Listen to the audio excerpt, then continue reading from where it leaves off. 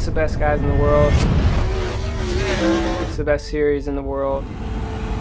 It's the most intense series in the world. There is nothing like the world of Outlaws. You're talking about a pressure cooker from February to November. The competition at the top of this sport is like no other, where it's cutthroat. If they smell blood in the water, boom, you're in big time trouble. Fucking knock you right the fuck out.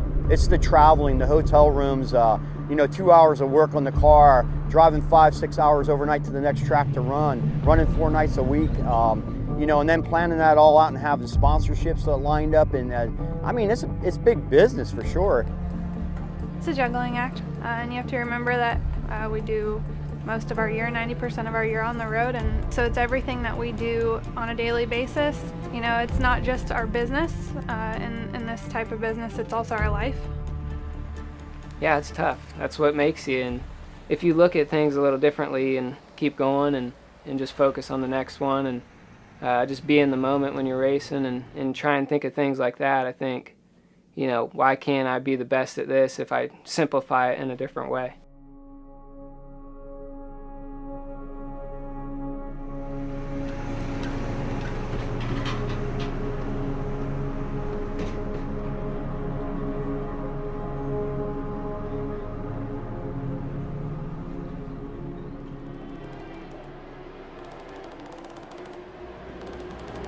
Having 2 other really good guys, Jacob Weaver and Steven, 2 younger guys that we're able to have fun with. It's like, obviously we take this really serious, but at the end of the day, we got to have a little bit of fun, and that's what I think will get us to where we need to be.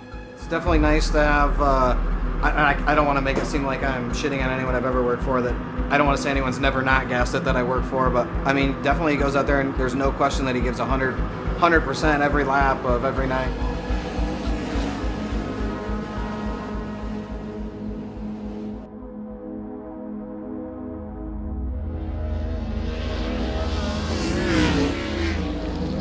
He gets up on the lip and just ride it, and he's got the biggest balls out there of any driver. He's exciting.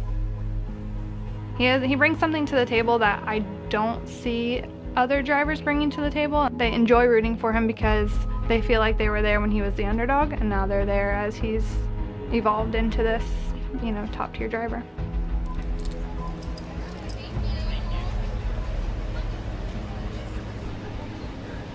It's a little different. What they saw of the Jacks and the Steves and the Sammys of the world was on Friday and Saturday night. So where they might have had that interaction with the fans, night-to-night basis would have been just, after the races in the pits. Now our fans have access to us 24/7, Sunday to Sunday.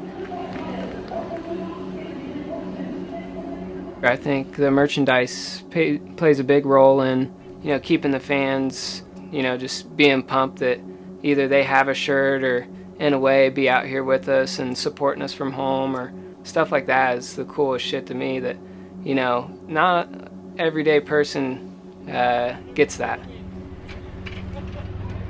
She bought all your gear out last 2 nights. Thank you.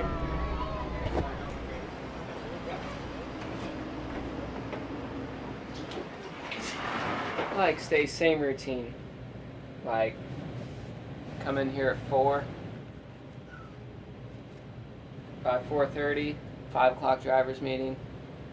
5:30 engine heat, 6 o'clock, ready to rip.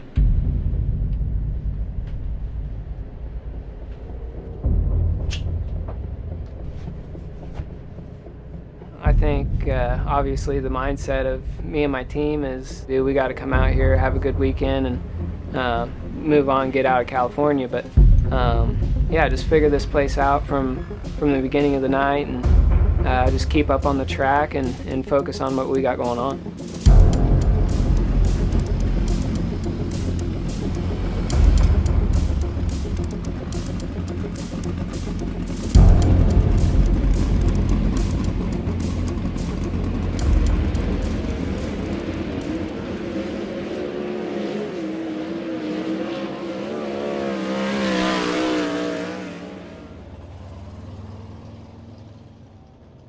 I think our qualifying has just been subpar this whole swing, and you know, starting second row of them heats is really hard. You can't be slouching at all. You got to be on it every night, and yeah, you just got to keep rolling and staying focused. I think that is the biggest thing. You know, that's what these champions are. They're focused.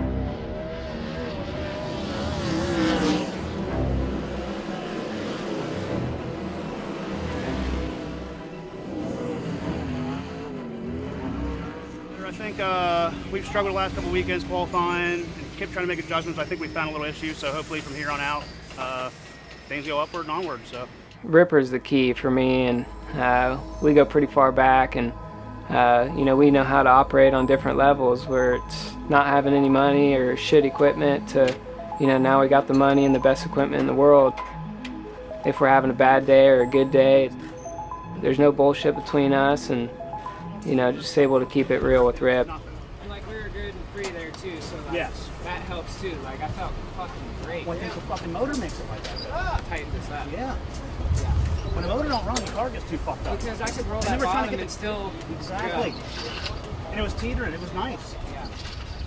Every time you hit the racetrack, every lap counts. Every lap is important, and you've got to be fast out of the box. So these guys come with everything they have, and they lay it all out on the line. Banging Sheldon Haudenschild up top with a run on him down the back straightaway toward turn 3.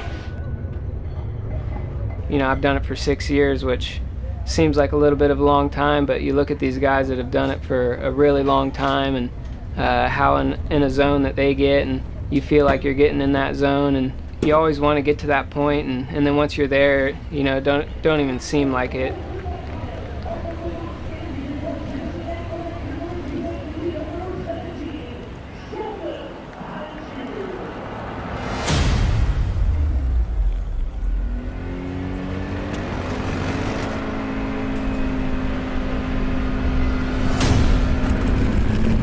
Go out and you qualify, you try to set yourself up in the heat race and get yourself through your heat so that you are actually in one of these A mains.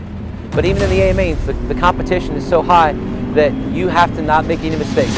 35 laps of bull ring battle begins now.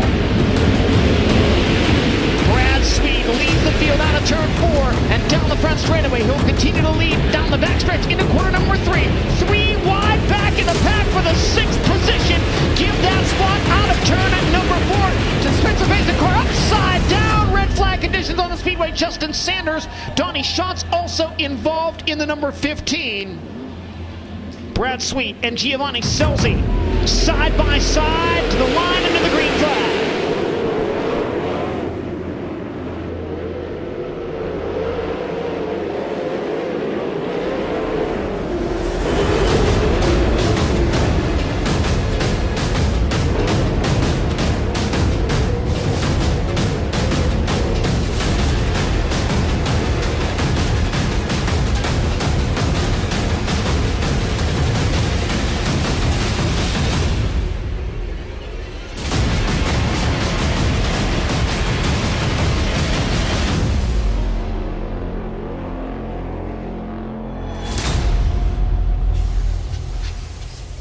Not getting positioned good early in the night and having to work for it in the future is not ideal, but coming out with a couple top 10s and, you know, a couple of the other guys having not good nights either helps, but you know, not where we want to be, but, you know, at least not making it worse on ourselves by starting back here and not going anywhere. So we are not far off from where we've been in the past in all these types of racetracks, and that's what's the frustrating part. It's like, I know what we got going on. We should not fucking be slacking like this.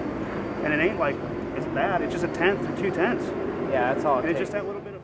A lot of times starting 21st with these guys at any given night and getting to the top 10, that should just be a given, but getting beyond that is where it gets tough, and you start racing the guys that know what they're doing, and that's kind of where we're at the end of these races. And we've been on some bull rings, and we haven't had 40 laps to try and get that little extra bit, but yeah, it's tough. That's what makes you, and keep going and try it again.